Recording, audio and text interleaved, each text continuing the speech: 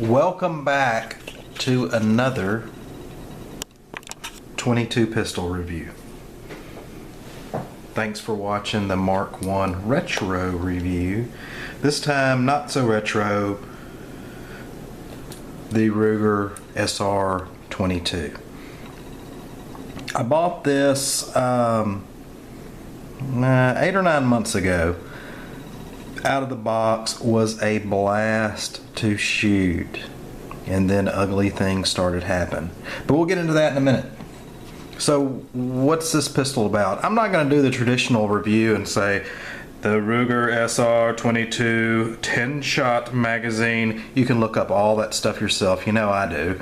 I mean, that's not a review to me. I mean, I can read you the specs. 3.5-inch barrel. You probably want to know that.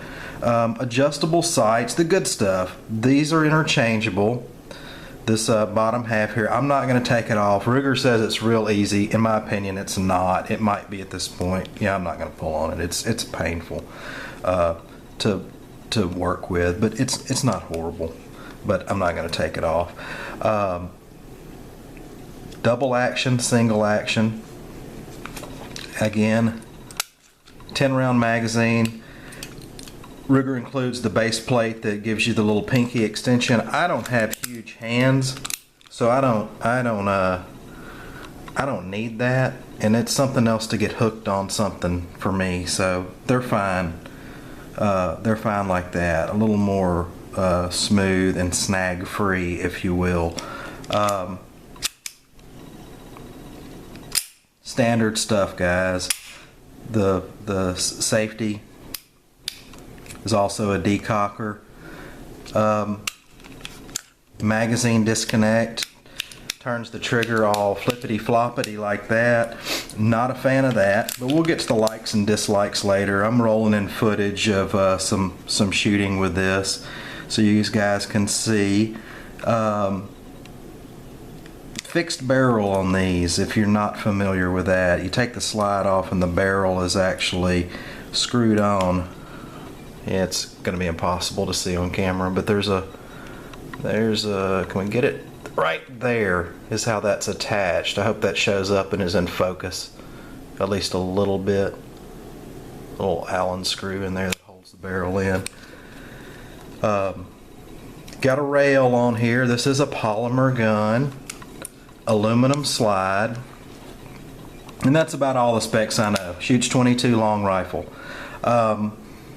Let's kind of get into the heart of the matter here with the good and the bad is kind of the way I like to do things. The good, it's a blast to shoot. It really is. It's lightweight, dare I say, concealable.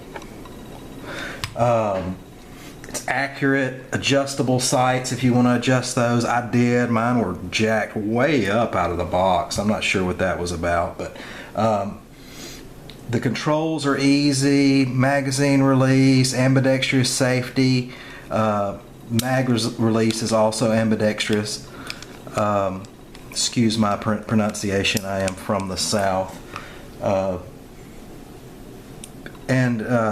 That's it. It's a fun gun. It's a 22. It's reliable now. The plot thickens. About 2 outings with this gun, and was getting tons, and I do mean tons. Every other shot was a failure to eject. This was with good ammo, bad ammo, didn't matter. So off to Ruger it went. They were really super nice to deal with. Sent me a label, sent it back. 2 or 3 days later, maybe 4 days later, it was back. So I take it out again, 3 or 4 shots, failure to extract. And when I say failure to extract, I mean right there. I'm having to take a knife and take let me get that in there and take that out. I mean, it's not an ejection problem. I wasn't getting stovepipes, or I'd get some double feeds, but just I thought the extractor spring was bad, and that's what I told Ruger. So it came back, first round. 3 shots into it, no good, no dice. It was same issue. So now you're kind of getting wound up, right? You know, it's not a ton of money we're talking about here, but you know, you buy a product and you want it to work reliably, as reliable as a 22 can be. So back to Ruger it goes. I was told they replaced the slide, and they put like 400 rounds through this with various ammo, and threw like the box tops from the ammo back in the box. So like, hey dude, we've shot this and it's fine. Okay, so I'll say this. At this point, shooting that, get this out of the way, that's some segmented CCI, 1600 feet per second. All of this stuff, you get what I'm saying? If you use good ammo, it is very reliable. I have put some cheaper stuff in it, some Remington Golden bulk, which I'm not knocking that stuff. It has its place and goes through my 1022, no problemo. This gun, be aware, your mileage may vary. I've seen other people, I read posts too, because I'm like, hey man, what's up with this gun? People are like, I put whatever in it, it cycles fine, no problem. I put good stuff in it, it cycles fine. So grabbing a box of bulk and going out and wailing on this thing all day, if you're going to do bulk, you're going to have to pony up, you know, some of this stuff here. That AR tactical stuff, which to me is essentially a mini mag with a little different bullet shape, you know. But CCI, I love CCI. It's, you know, but like everybody else, who can find it? Well, it seems to be easing up, but that's a topic for another video.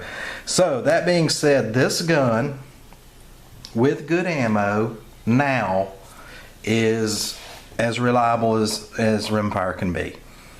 99.9% of the time it goes bang when you pull the trigger, ejects the spent casing, and loads another one and goes bang again, which is what we want it to do. So good ammo, it's good, it's fine. That was a little bit of a pain point with me with this gun, especially a new gun. Out of the box, I expected better. Now I'm pretty pleased with it. One of the other things I didn't mention earlier that kind of I don't care for is that magazine disconnect. We're good there with the magazine. With the magazine out, we get this floppy trigger, and with the safety on, it gets really weird. So that's a Ruger thing. I've got an LC9 that does the same thing. Buddy's got an SR9. I've got an LC9, excuse me, that does the same thing. I'm not a fan of magazine disconnects. I find it weird. Therefore, these magazines sometimes drop free, sometimes don't. So that's all that can be said. It's a good gun. It's a fun gun. My advice, be prepared to put good ammo in it, and it will serve you well. It's one of the caveats of semi-automatic 22s. Some do fine with the cheaper bulk stuff, some do not. I'm going to go ahead and go with this one does not. This one, you need to run something decent. A mini mag or better. So 1200 feet per second, and I know the Remingtons say that. I know they're not. You know, I don't know if they. One may be, and the next one's not. You know, one of them's like 1200, and one of them does 900, and then 1100, then 1300, and they're kind of all over the place. Consistent good ammo. I recommend CCI. It does fine. Lastly, what is the intended audience? You know, who's the purchaser for this? Who's the right person to buy this? Well, you saw the Mark 1 or Mark 2 or 3. Those are kind of target 22s. And you got this dude. This thing's got a rail on it. Is this a self-defense 22? Oh, God, yeah, everybody's going to freak out. 22 sucks for defense. I don't know. It's better than a stick. It's better than harsh words. I think that is what this was intended to be. is a self-defense 22. I don't think Ruger's ever going to come out and say it is. I mean, they still make the Mark series, the 2245 series. Those are clearly for target, plinking, and recreation. So what's this gun for? I say it's for self-defense. I think it's a self-defense 22. I think it's also a knockoff of the Walther. This one's a little bit different, but you know, it's very close. Everybody said that though. That's nothing new. But put your light on there, loaded it up with some of these. CCI segmented hollow point, 1640 feet per second, 32 grain, bust off into 3 pieces when they hit.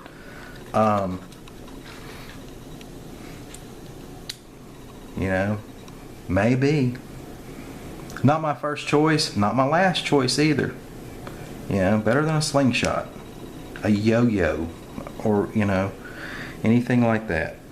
So, SR22, I want to love it, and I almost do. Take it for what it's worth. See you next time. Thanks.